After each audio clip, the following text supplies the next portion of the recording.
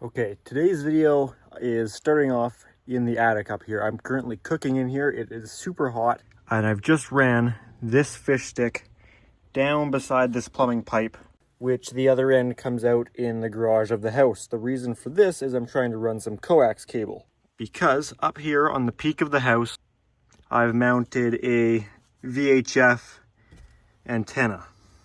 And I need to get that antenna, or the wiring from it, the coax, down in my bedroom, so I can listen to the radio and talk on the radio from my bedroom, because I don't get very well reception down there. So I've just ran this, and I'm hoping, I'm going to hook this up here, I'm hoping the other end has came out in the garage. It's been a bit of a pain to get it down there, but really all things considered, so far not so bad. And that is beautiful. You can see this has made it down here into the garage. I want it into the garage because then I can run it along this pipe. It's just coax, doesn't need to be protected or anything. And could go in this hole where you can see there's already some fire alarm cables ran. As in my bedroom, that's how the fire alarm gets down there for the NAC circuit, as well as to travel across for the SLC for the smoke detector in here.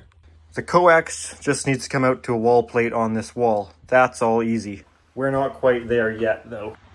Outside here, that is my new antenna, VHF and UHF, so very high frequency and ultra high frequency. That cable has a quite fat connector on the end of it, and the cable's black, so it will stand out in the stucco. So I want to take it inside as quick as I can, basically right under the antenna. So that requires me to drive a hole through this outer section, but then because I don't have access to that in the attic because of the truss, I need to also drill through the next layer there. And yes, I'm going to drill through the truss. I don't care. The truss is at the end, supported on a wall. It's not taking load where it's at. I could make a much smaller hole if I ran the coax outside, but this thing's got this pre-made end that I don't know where to find a bit to crimp on. So I'm just gonna run it inside and make all the connections inside where there's no water and all that crap.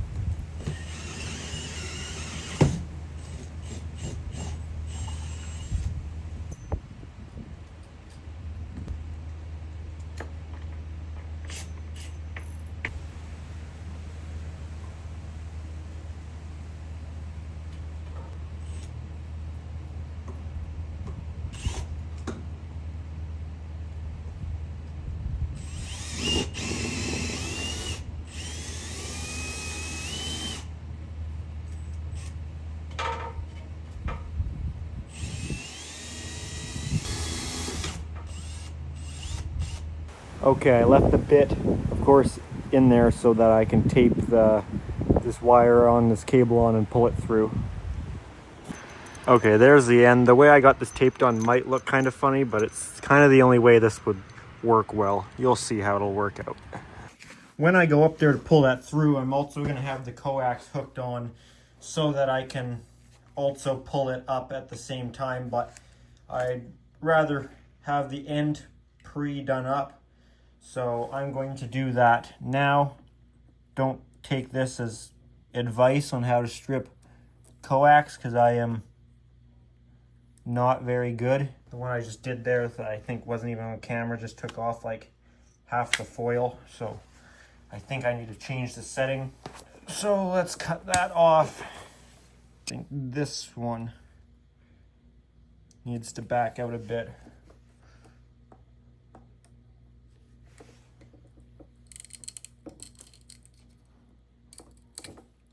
That didn't work either.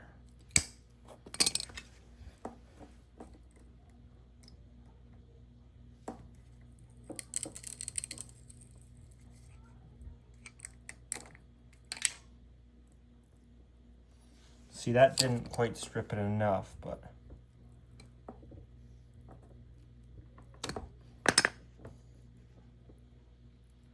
I'll just finish that off. And that actually left some of the metal. So we'll fold all these over.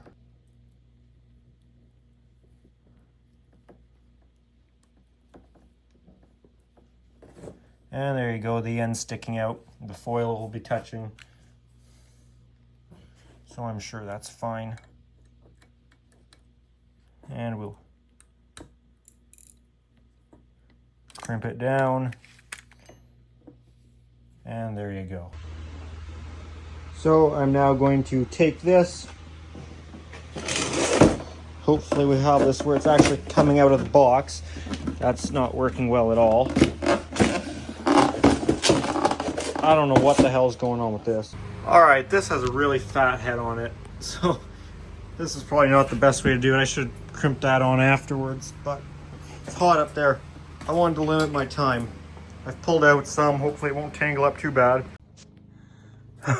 Apparently I drilled through one too many here.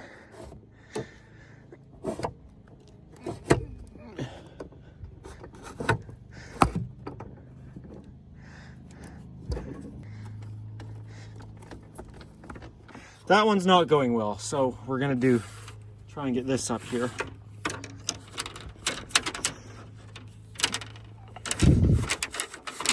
Had to cut the end off. That was not working, and it turns out that pipe goes through a closet in a bedroom, which I completely forgot about. So I'm just gonna try and get it up through this floor first, and then I'll go up to the attic.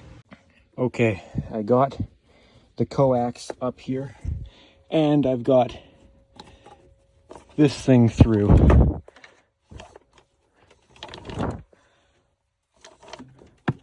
So I'm just gonna pull every bit of that and put a staple on it. All right, this is where it's gonna get left. This is stapled, this is stapled up as good as I care, and these are left long enough for these to join together. I need an adapter in order to join these together, but that's all good up here. Okay, this is where that runs down here through this closet, where I didn't realize it was in the closet, thought it was in the wall. Was kind of wondering why there wasn't insulation, but that explains it. And why it was such a pain to get the fish stick down, because I had this extra level. All right, so now I'm gonna add some silicone where it goes through the hole into the house. Okay, that's all sealed up. This is the antenna, by the way. Put some silicone on the top of it. Okay, that's the hard part done. Now we need to get this cable across this pipe and down into my room. So I know right in line with this fire alarm we've got access, so I'm going to put this low voltage plate right about here, right over top of the desk here. Now to cut the hole that I've marked out, that I've actually since moved off camera, usually I would use the oscillating saw, but it makes a huge mess, so I'm just going to use drywall saw, which I've remarked out this a little differently this time.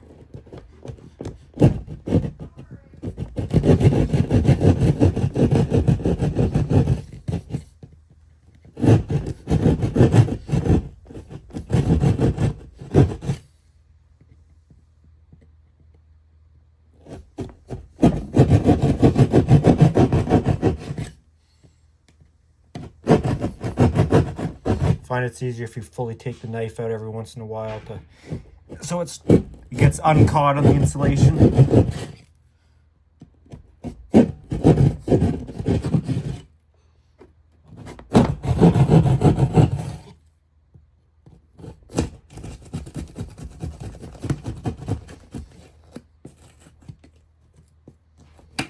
This will just go away forever if you just push it down.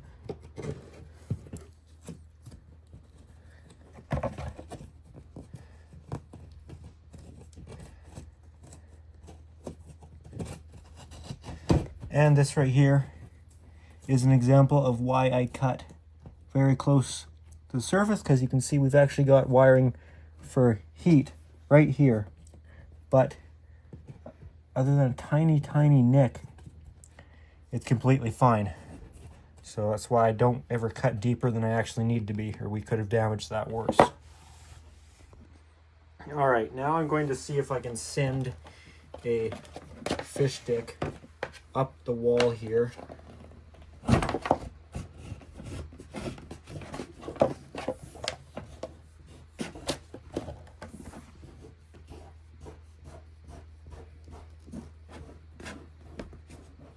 We'll see if is one enough. I'm just going to line up a second one with the wall. We'll add a second one on.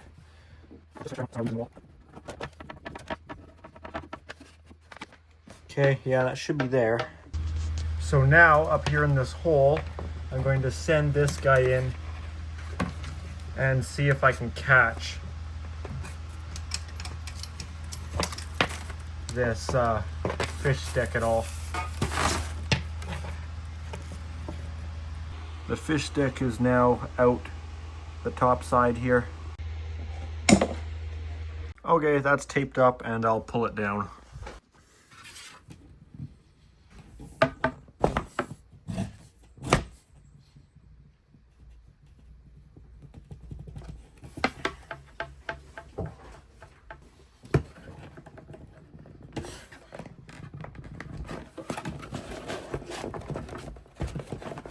Oh my fuck.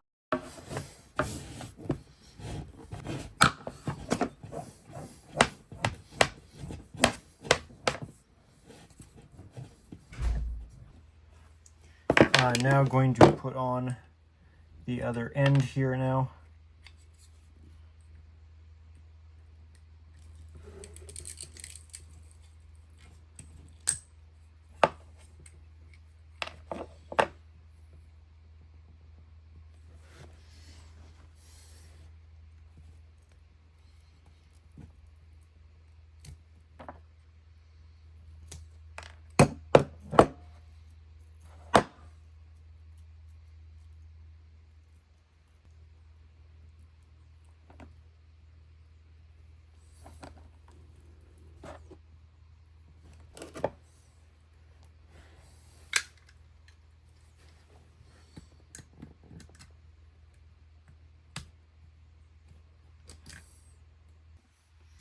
I'm also going to install the low voltage ring.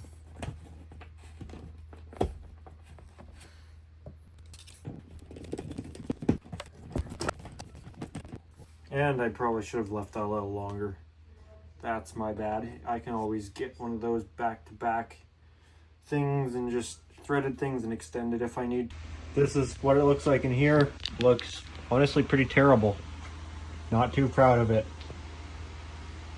Over there, I would have liked to add some more length to get to the wall, but somehow I cut it too short because the first jack I put on screwed up and I had to take it off more, and to be honest, I don't know how I screwed it up and got it cut so short. I thought I had like an extra 4 feet. Apparently I should have given an extra 8 feet. It's now a few days later and I have these parts that I need to make the connection in the attic. Okay, so the coax will go on to this one here.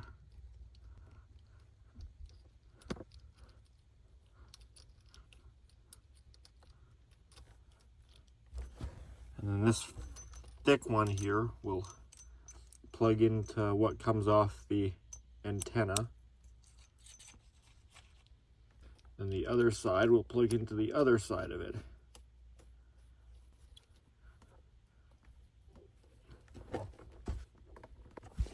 All right, there we go. Now we've got to finish up here on this end and everything will be done. So I've got this plate here, this coax plate, because obviously I don't want just a hole in my wall and this sticking out. Maybe that isn't obvious actually. I've done some kind of strange things, so that might not be obvious. But this thing is really simple. Coax goes into the one side, which this is where I should have left myself more. But that'll just thread on there, and then that will just go on the wall. I need to take an eraser and clean up those marks, but that's a later problem. It's a brand new screwdriver. I've had this Klein 6-in-1 like this for years and years and years, and the other one's starting to get a little worn. Plus I just want to have an extra one if I leave one at work. I finally got a new one. It's probably my favorite multi-screwdriver. I'm kind of specific about the multi-drivers. I don't like it if they have too many bits and are too small. I find this 6-in-1 to be the ideal one.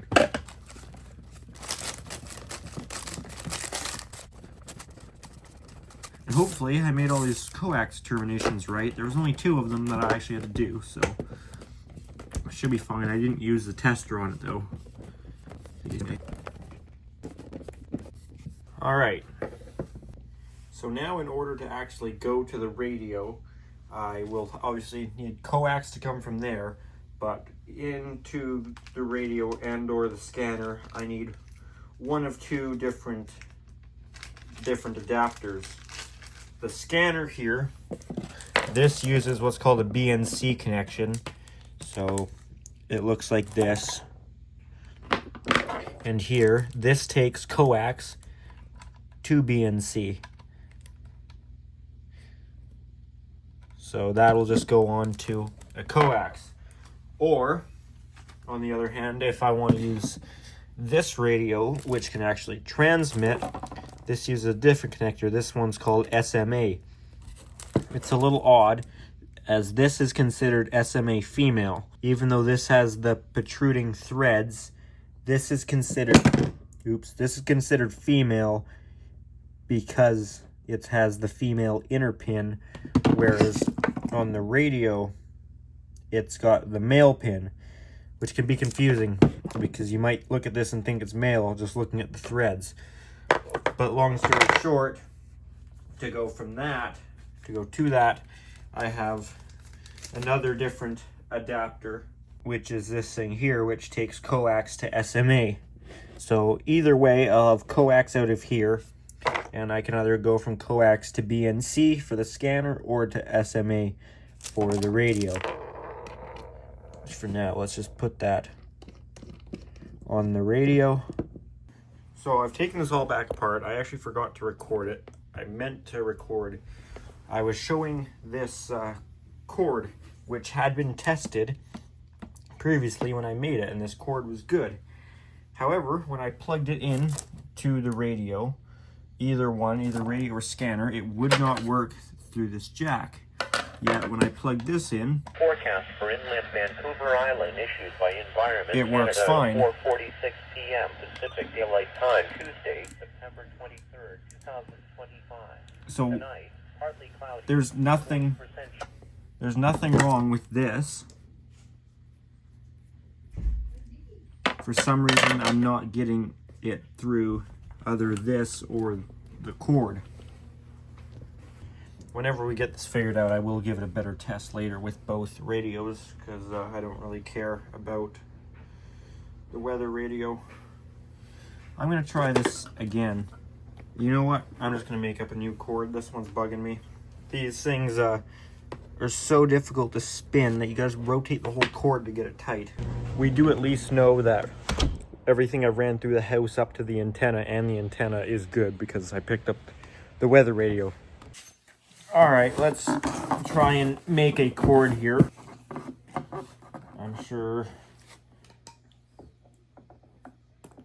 Well, you know, we'll make it halfway decent. That way I can be lazy and lay in bed and use the radio. So we'll strip back this.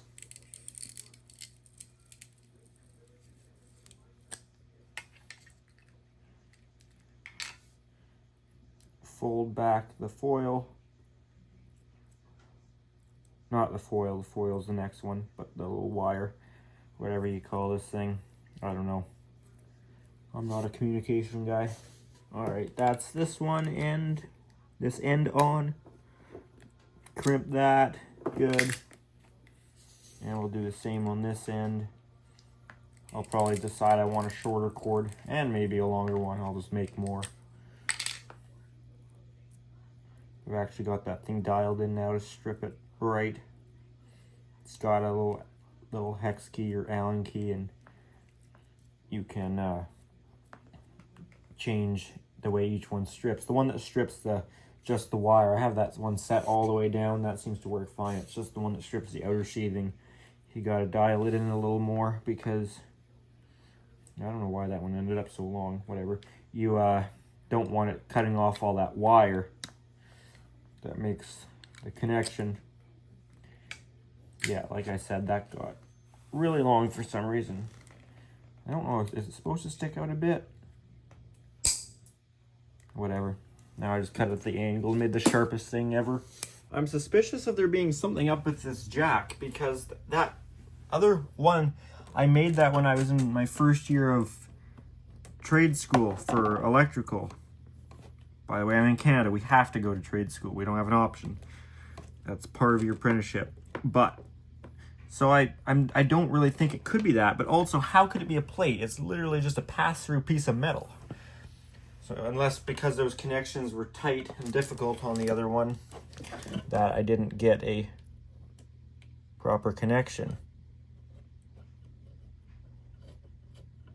Because some of these parts are pretty small and it'll be difficult to spin. Finishing to light late overnight. Yeah. Becoming west 10 to 15 Wednesday evening. That's working. Thursday, wind westerly 15 to 20 knots, increasing to west 20 to 25 in the afternoon. Friday, wind variable 10 knots. Saturday, wind variable 10 knots. Okay, well, the plate's not the issue. It was something with that cord. Well, now that we know it's working, let's play around. Let's see how well it picks up some things here. Pacific Daylight Time. Temperature 18 degrees Celsius. Wind direction west-southwest. Wind speed 3 knots. Forecast for Victoria, Saanich, and West Shore issued by Environment So we know Canada, 5 p.m. Weather Channel's good.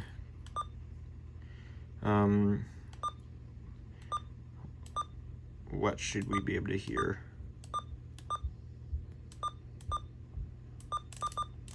Let's just start at the very beginning. Oh, we can't pick that up on this one. That's surprising. YWH we probably will.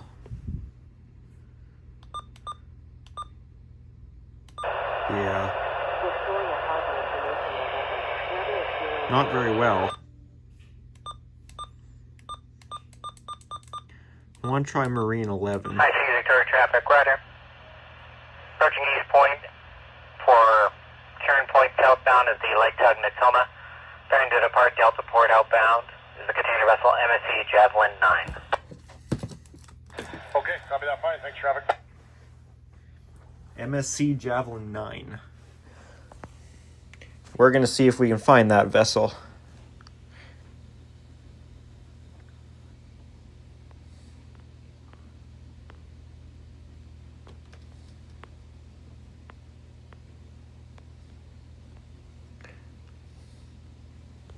I expected them to be out here at Constance Bank, but I'm not seeing them out here. They could be anywhere in the Victoria traffic zone.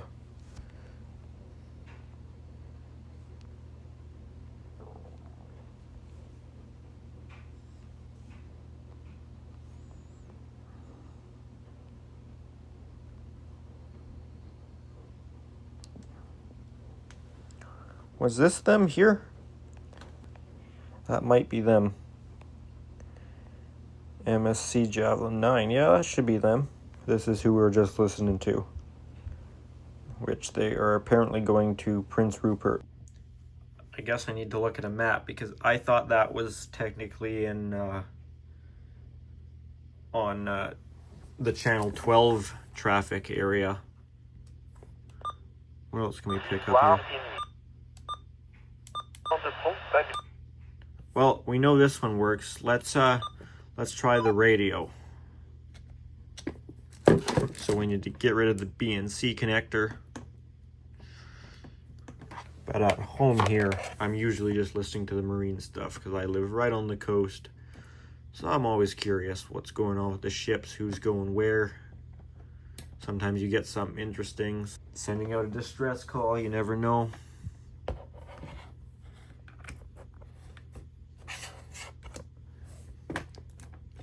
This is kind of annoying how it... Snap ce brouillard se formant après minuit, minimum 7. Jeudi, alternance de soleil et de nuages avec 60%. How did we pick up FM radio on this? Not well. I guess this... Oh, we are.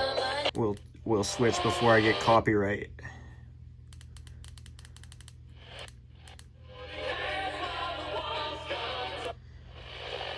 Let's go to the best station.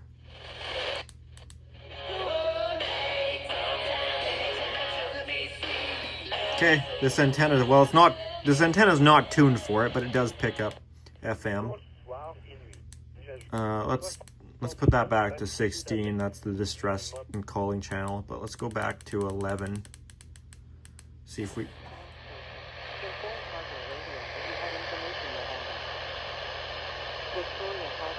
Yeah, it's not very good. I can actually pick it up better on this antenna. Don't know why it sounds like that.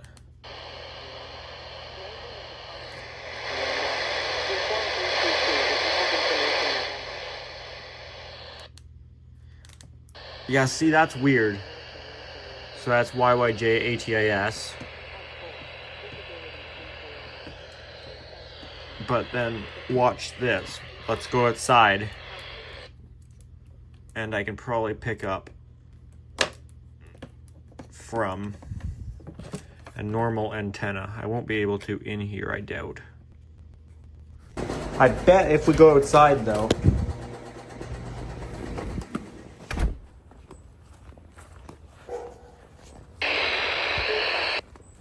oh, it's pretty bad on here too, actually. It wasn't that bad before. Usually I can pick it up much better than this. Well, maybe we'll try again at night. Anyway, I'd have to check if any cruise ships are in our port tonight. Because if there are, oftentimes we should be hearing their transmissions very clearly. Roger, thank you. Away from Port Angeles, for Victoria. Coho? Disney Ferry, Coho. Yeah. Maintain a listening watch this channel. Victoria pilots will be standing by channel 17 for boarding instructions. Over. Yeah, well copied. Thank you. Coho will sometimes be pretty clear. I did a video taking the Coho once. That was a good video. Nobody watched it. Nobody watches any of my ferry videos. But that's alright. They're still fun to make. Delta Port berth number 1. Roger, thank you. Rounding East Point for Port Angeles is the Ocean Tug Natoma. Away from the West Shore Terminal for the Victoria Pilot Station, container ship MSC Javelin 9. And Canoe Pass Boy for the Pilot Station. One more container ship, Frankfurt Express, and they're followed by the cruise ship, Caribbean Princess. Over. Thanks, Robin. Stand by. Victoria traffic, call. Neil, Victoria traffic, stand by. You are number 2. Break. I'll copy it, stand by. Good evening, sir. Cornell, we are passing VS by reporting line heading to Vancouver in inbound vessel. Cornell, Victoria traffic, roger, and for pilot on board, over. Already pilot on board. Roger, is this the pilot I'm speaking to? Over. The duty officer, pilot is still not on the bridge. Okay, very good, thank you. Once pilot is on the bridge, I will stand by for his call, over. Well copied. Marine Information Request Broadcast. Station received a report of a possible Mayday call on Channel 10, made around 2035 local time. VHF Channel 10 in the vicinity of Esquimalt Harbor, Victoria waterfront. Any mariners who heard this call on VHF Channel 10 are requested to contact this station, Victoria Coast Guard Radio. Over. Sound. Coast Guard subject Puget Sound. Coast Guard subject Puget Sound. For Coast Guard regular marine information broadcast, Listen, channel 10, 22, and 22 alpha. Out. This new antenna setup definitely works better than just a radio with an antenna mounted to it, no matter where I go in the house. This still does not cover quite as well as I can get even with the antenna on the radio if I venture out, especially if I go closer to the ocean. Of course, I am mostly going for marine channels, so that does make sense as this is more obstructed. This does not have a clear line of sight to the marine traffic that I'm trying to pick up. There is some forest in the way. There's not really any way around that unless I go a couple hundred feet up with the antenna. Well guys, that about does it for this video on this antenna install. I may look into bonding that antenna. I'll just run some white, even though it's bonding, just down the house to that light fixture. I've heard that can help, so we'll see about that. So anyways, that's going to be it for this one. If you enjoyed it, make sure to give it a thumbs up. Any comments, questions, or video suggestions, make sure to leave those down in the comment section down below. And if you do enjoy the channel, make sure to subscribe. Alrighty, thanks for watching.